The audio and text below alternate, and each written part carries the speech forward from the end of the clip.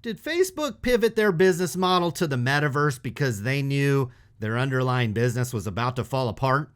Talk about that and more on today's show. What is going on, investors? Hopefully you guys are doing well out there. And if you're like me and Facebook is a top holding, you are getting whacked today. This stock is down over 20% in the after hours. This stock was up here at $323 per share. Now we're all the way down here closer to $250 per share.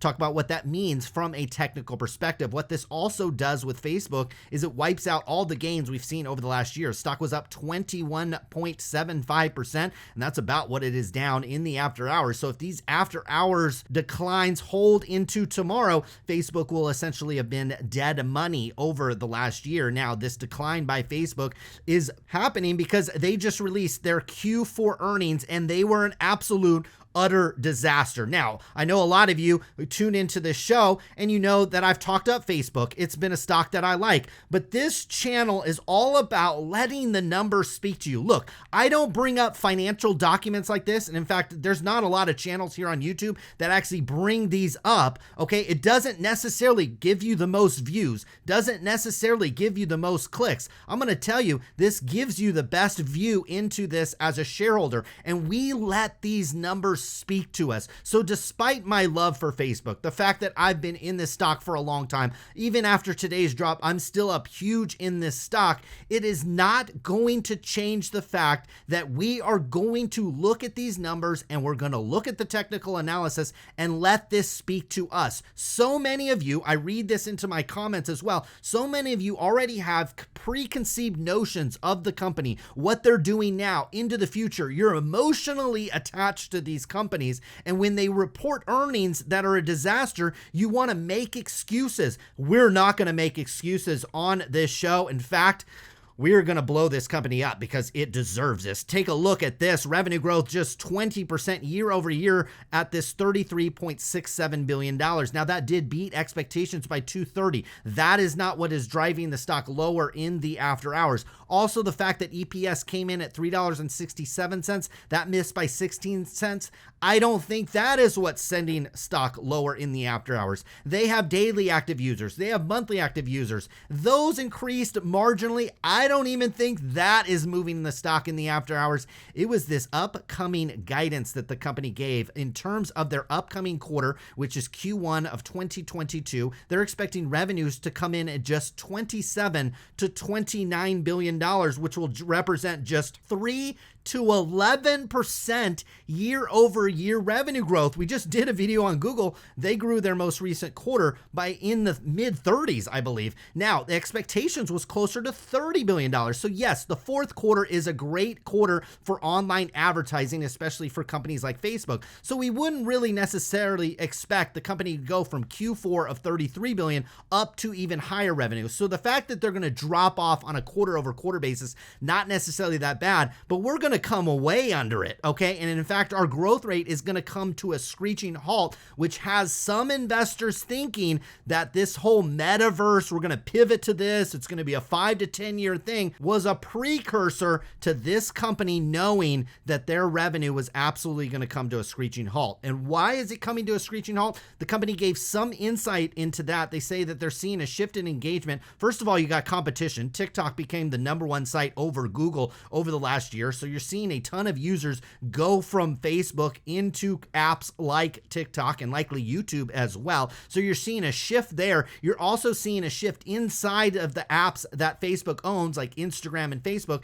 People are going to more videos and reels, which don't monetize as well as feeds and stories do. So there's a shift there in terms of what advertisers are willing to advertise against, and certainly what users want to get into. Now, let's jump into these numbers. From a high level, we did grow that year over year revenue growth over at Facebook by 20%. You went from 28 billion up to this 33.67. Again, I don't necessarily think that's what has investors really disappointed. What has me as a shareholder disappointed is the fact that our costs are not staying in check over at Facebook, okay? Those grew 38%. So you guessed it, when you grow your revenues by 20% and your total costs and expenses increased by 38%, that is really going to take a hit to your income from operations. And when you see negative numbers on a high-flying tech stock like this, it really means bad things are coming. You went from 12.775 in terms of income from operations all the way down to about 12.6. We do not like to see sideways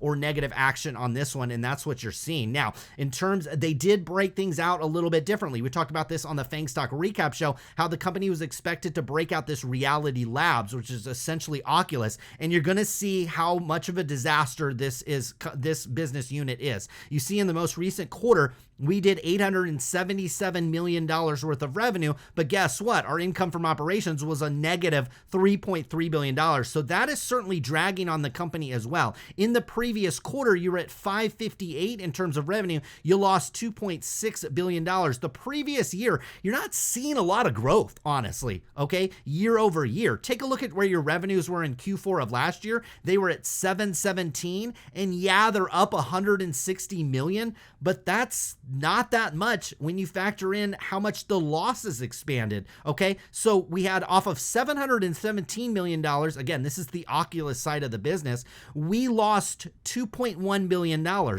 We added about $160 million worth of revenue, but we added over $1.2 billion worth of losses. So whatever's going on at Reality Labs is not good. It is bleeding money from this company, and that gets us down to this total income from operations of $12.6 billion. Again, that is down slightly or essentially flat on a year-over-year basis.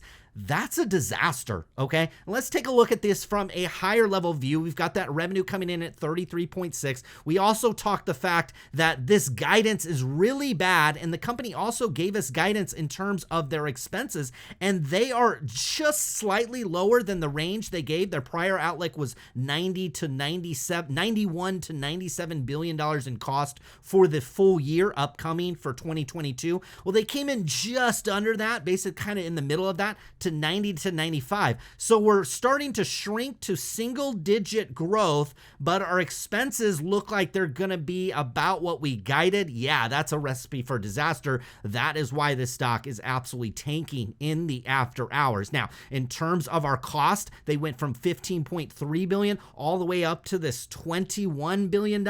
And here's your income from operations essentially going flat. You see, for the last 12 months, it doesn't paint that picture. That's why it smells really, really bad. It smells like a piece of poop on the ground that Facebook timed their transition to the metaverse before this quarter was announced, because for the full year, you grew your income from operations from 32 billion up to 46. So the fact that you went sideways in the most recent quarter is really, really smelly, and it has investors really wondering if they're pivoting because they're worried that their underlying business is about to fall apart over at Facebook, or maybe fall apart is too strong of a word, but at the very, very best, maybe start to go sideways again, because we talked about the competition from TikTok, other social media apps out there, and also the fact that changing user landscapes in terms of what they're using the platform for is certainly changing as well. And Facebook's ability to monetize that certainly changes as well. Now, from a balance sheet perspective, stock still looks really good, okay? But notice how much cash bled out from this company. We had like $61 billion worth of cash at the end of last year. Now we're closer to $47 billion. Now, we still had positive earnings, still had positive net income. So when we get to cash flows, we'll see where that money went. In the most recent quarter, we pulled down this $10.2 billion. We have positive cash flows after we add back in things like stock-based compensation and depreciation, which is a big major expense over at this company that they have to recognize, but it's a non-cash expense. So we have positive cash flows of $18.1 billion, very, very favorable over the previous year of $14 billion. And you see it, the same holds true for the last 12 months. I will show you, though, what they spent the bulk of their cash on. It was actually buying back stock in the most recent quarter. And this is why, when I talk about on the channel, I'm not the biggest fan of buybacks. In my opinion, I'd much rather Facebook do a special dividend of $20 billion and just distribute that to us, the shareholders. And a lot of you will say, well, there's taxes and all this stuff. Well, look what Facebook did, guys. Over the last 3 months, they bought the stock over $300 per share, okay? That's where the stock was trading at. This is where they spent $20 billion of our money, of shareholder money, buying the stock up here, and now the stock is down here. So tell me, paying some income taxes on a dividend, is it really as bad as buying the stock over $300 per share and now it's at $250? Maybe they should have, first of all, maybe they should have waited. Maybe this company is really bad at buying back its stock. And in fact, most companies are. So that's when I see these buybacks, I don't really get that excited. And I'd much rather have a special dividend, because we just saw, even factoring in the highest of tax brackets, which I'm sure nobody watching this video is certainly in, it would have been much better to give that money to shareholders in the form of a dividend instead of buying this stock at the top. Just an absolute disaster from every way you look at it when it comes to Facebook, and it doesn't look like it's going to get any better when the company guides to just $27 to $29 billion, which represents just 3 to 11% year over year growth. So what are you going to do with your Facebook stock? Well, I guess you could buy it because we are at a technical level. Okay, that's the fundamental segment of the program. Now we're going to look at this from a technical perspective. We've had this green line marked out here at about $248 per share, and that's about where the stock is right now. So if you like this from a technical perspective, you can buy the dip on this one. Now, maybe you're like me and you're a little bit concerned about this guidance. You're a little bit concerned about competition from TikTok. You're a little concerned about Meta platforms being able to scale up their new, quote, new business model in an efficient way, where they grew their revenues just $160 million, but their losses from those operations ballooned by $1.3 billion. Maybe you're concerned that this company is pivoting the name of their company because they believe that the core business is starting to deteriorate from a growth perspective, and the fact that it is deteriorating from a profit perspective. If you're concerned on that, you would not want to see Facebook break this 248. I think you could be on the conservative side. You can come down here to about 240, maybe even all the way down here to about $240 per share. You would not want to see the stock break that level. If you do, it's bringing in probably south of $200 per share. Now, look, some of you might say that can't happen. Well, we could pull up a chart of Zoom Video. We could pull up a chart of PayPal. We could pull up a chart of a number of different stocks that were way up here and just put up a big red line. Okay, so absolutely it's possible. If you want to preserve your capital in Facebook stock, maybe you're like me and you've been in this one for a really long time, so you're still a monster profits on this one, even after today's drop. Well, I think you're setting a stop loss or a limit order down here in the 240 range, because you would not want to see this break 240. If it breaks 240, that is bad news. A number of different reasons why, right? Okay, so I'm going to change this line to red. So we're looking at this 240 range, and look, if we break that level, now this turns into resistance on the way back up. So it kind of caps your upside. Now, if this 240, 250 level holds, well, we've got some upside in here. If we can get a bounce, we've got upside back up to the previous area of support, which is up here at about $300 per share. So you've got about $50 in upside. So I don't mind it in that sense, but you got to protect yourself on the downside. There's going to be a plethora of re-rating on this stock. Analysts are going to pour in, dive into these numbers and say, can we really buy this stock when they're projecting just 3 to 11% year over year growth on a quarterly basis? And they start to acknowledge the fact that competition and the fact that you have shifting users' preferences on their platform start to shift their ability to monetize those users. That's an absolute problem. So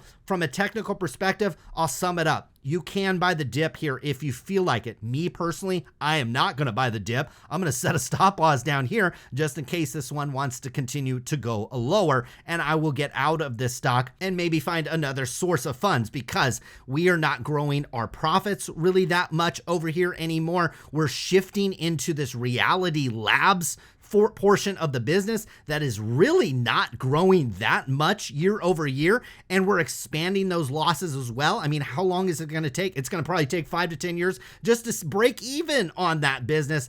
I don't like what I see going on at Facebook, and investors don't either, but that's what great investors do. They let the numbers speak to them, and then they come over here to the technical chart and they say, well, you could actually buy the dip on this one, but if you do, I would be very cautious with this one. I gave you some examples of other stocks that have absolutely fallen off the cliff. Not only that, you created a series of highs, lower highs, lower highs. Now you're going to come down here and create a giant gap, even a lower high.